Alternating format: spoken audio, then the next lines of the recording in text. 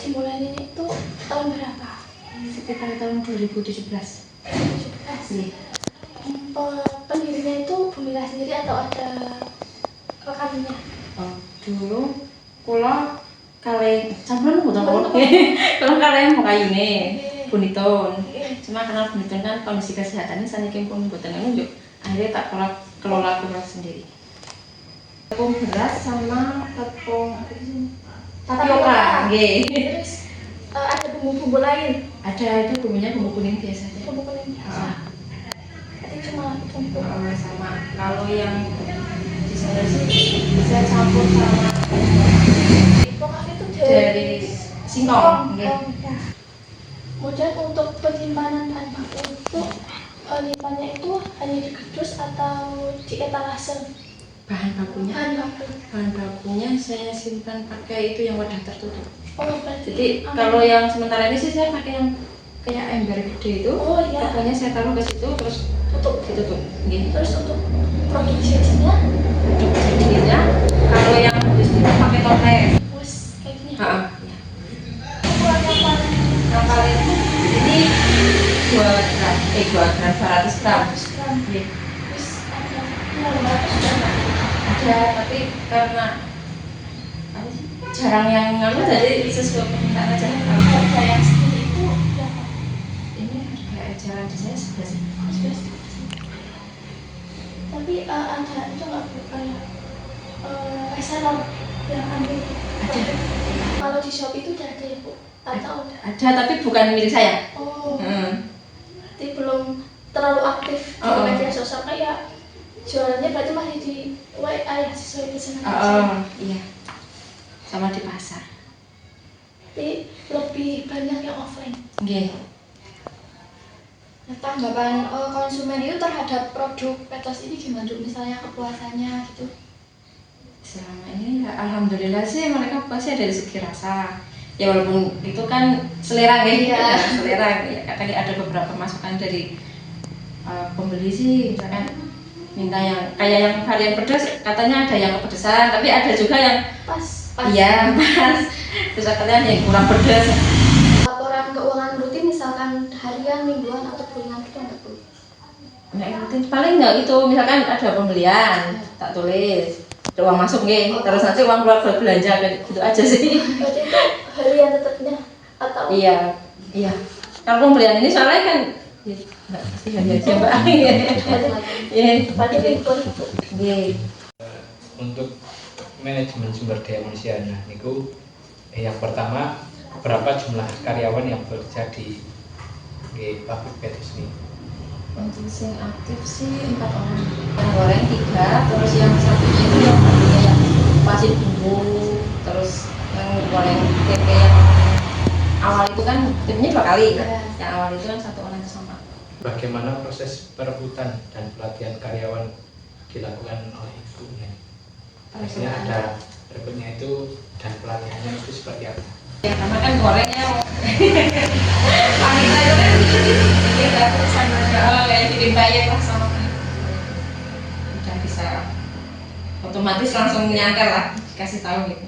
Berarti tidak ada itu ya Bu, namanya rekrutmen secara khusus, ada kriterianya itu nggak ada ya? Nggak ada sih selama ini nggih. Mau bekerja? Nggih. Terus bagaimana sistem pemberian upah atau gaji karyawan harian, mingguan, atau bulanan? Kalau yang goreng itu biasanya kita borongan. Borongan. Nggih. Borongannya itu? Kalau yang itu yang upah muda itu harian 1 orang itu. Kalau yang muda sih Kalau borongan itu berarti hitungannya bagaimana Bu? 1 toples itu kan sekitar 2,5 kilo. Nah itu nanti berapa ribu. Oh, Jadi hitungannya per toples. Menurut ibunya, apa kelebihan utama dari usaha Petos ini? Kalau selama ini yang mungkin dari pembeli sih bilang kalau rasanya pas, sesuai selera mereka. Jadi nggak terlalu keasinan, terus gurihnya juga katanya pas. Terus apa saja kendala atau kekurangan yang ibu hadapi di saat ini? Apa ada kendala atau bagaimana? Gimana sih saya kalau apa biasa Oke, soalnya. Tapi ketika pemasaran kayak kalau lebaran itu kan lumayan ya, nganune apa pesanane kadang tenaga kerjanya sih kurang gitu. Kalau hari-hari biasa ya telaten mawon lah berarti. Berarti kalau Jadi nggak stabil gitu loh. oh, oke. Berarti kalau orang buat hari itu kan oh udah tinggi Iya. banyak. Biasanya nambah orang. Berapa persen dari kalau hari biasa naiknya? Mungkin next apa 2 sampai 3 kali lipatnya. Oh. Nggih. Proses produksi tempe ini Bu, kan ada limbah selama plastik komposit. Kalau untuk limbah plastiknya itu kebetulan kan BRT ini ada bank sampah, jadi maksudnya ke situ. Oh ya. Kalau limbah kayak apa itu tempe dan itu yang apa sih apa Remahan. iya itu biasanya masuknya ke kebun. Oh, Jadi buat pupuk. Oh, Oke. jadi nggak ada yang terbuang sia-sia gitu. Nggih. Kalau apanya minyaknya itu sih alhamdulillah nggak terlalu itu soalnya kalau buat goreng petosnya itu yang sisanya kita buat goreng tempenya. Tempe yang yang buat setengah tengah matang. berarti. Iya. Oh, cara penyimpanan bahan baku agar tetap awet dan berkualitas. Seperti tepung tempe yang sudah dipereskan matang. Kalau tempe saya kalau udah dipereskan matang masuk ke kulkas. Terus kalau tepungnya itu tadi saya pakai ember gede itu saya taruh situ terus saya tutup. Di mana produk tempe Atos itu disimpan setelah diproduksi biar tetap awet dan berkualitas. Kalau yang udah dikemas ini yang tidak kena matahari langsung nih. Soalnya kalau kena matahari langsung itu 1 minggu aja udah Melempem ayam. bau tengik gitu loh. Jadi kalau kayak saya taruh di toko-toko juga kasih tak pesan itu kan jangan taruh tuh di yang kena matahari. Expirednya berapa lama? Ini 3 bulan. 3 bulan. Jika sebelum 3 bulan itu berarti masih bisa dikonsumsi sama Nggih.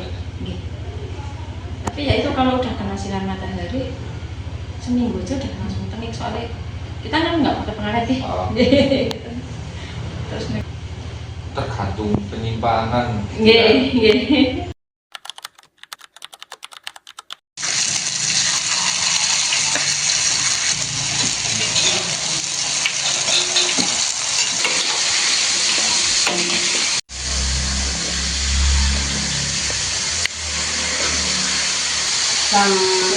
Tiga.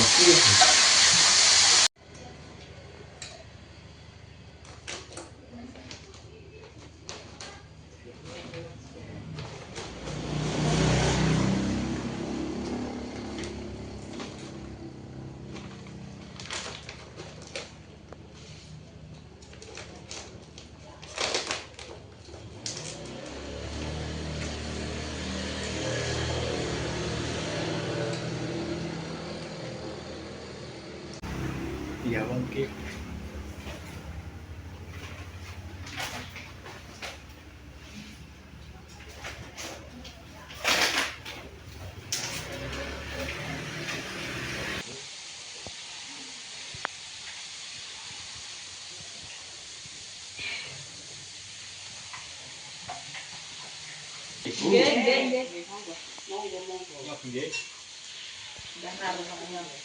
Enak guys, kriuk, mantap. Asinnya pas gurih.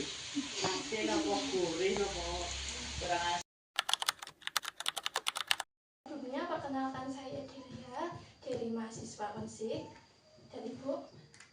Saya Rukoya dari Desa Tunggorong. Sebelumnya di sini saya akan sedikit bertanya tentang produk Petos menurut pendapat Ibu. Apakah Ibu pernah mengkonsumsi keripik tempe Atos? Iya, pernah. Sering bahkan. Biasanya untuk konsumsi pribadi atau untuk orang lain juga? Saya mesti untuk konsumsi pribadi, tapi apabila ada peluang untuk berbisnis, kami juga menjadi penyalur untuk konsumen-konsumen lainnya. Menurut Ibu rasa keripik tempe Atos itu bagaimana? Rasanya gurih, seperti bisa pas di lidah kami orang Jawa.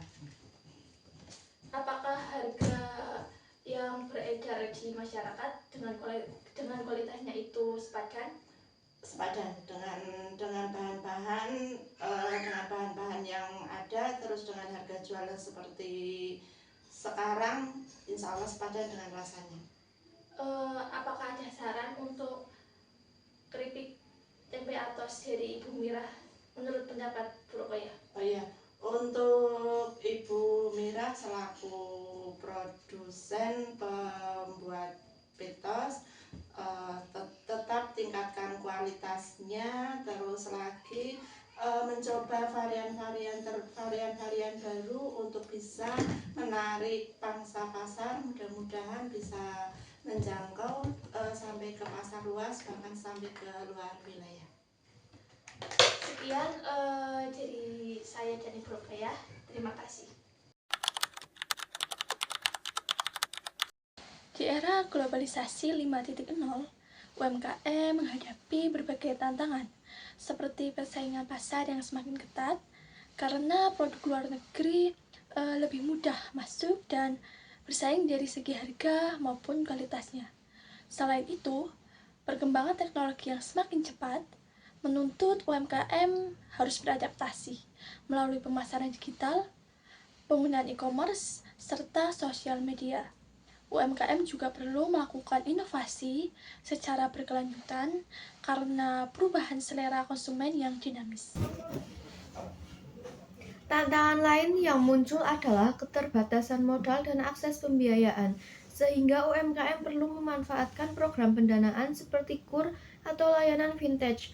Kualitas SDM yang belum merata juga menjadi hambatan, sehingga pelatihan dan peningkatan kompetensi menjadi kebutuhan penting. Selain itu, adaptasi terhadap regulasi dan sertifikasi PIRT halal atau SNI diperlukan agar produk dapat diterima di pasar yang lebih luas. Dengan menghadapi tantangan tersebut secara proaktif, UMKM dapat bertahan dan tumbuh di tengah arus globalisasi. Dengan memilih produk lokal, kita turut berkontribusi dalam menciptakan lapangan kerja, mendorong pertumbuhan ekonomi nasional, dan membangun rasa bangga terhadap karya anak bangsa. Dukungan kita menjadi dorongan bagi UMKM agar terus berkembang dan berinovasi. Terus selanjutnya ajakan untuk terus menggunakan produk lokal UMKM. Mari kita bersama-sama mendukung UMKM dengan terus menggunakan produk lokal. Setiap pembelian produk UMKM tidak hanya membantu meningkatkan pendapatan pelaku usaha kecil, tetapi juga memperkuat perekonomian masyarakat sekitar. Produk UMKM saat ini memiliki kualitas yang bersaing dan mencerminkan kearifan serta keunikan budaya Indonesia. Terima kasih, support your brand lokal pride lur.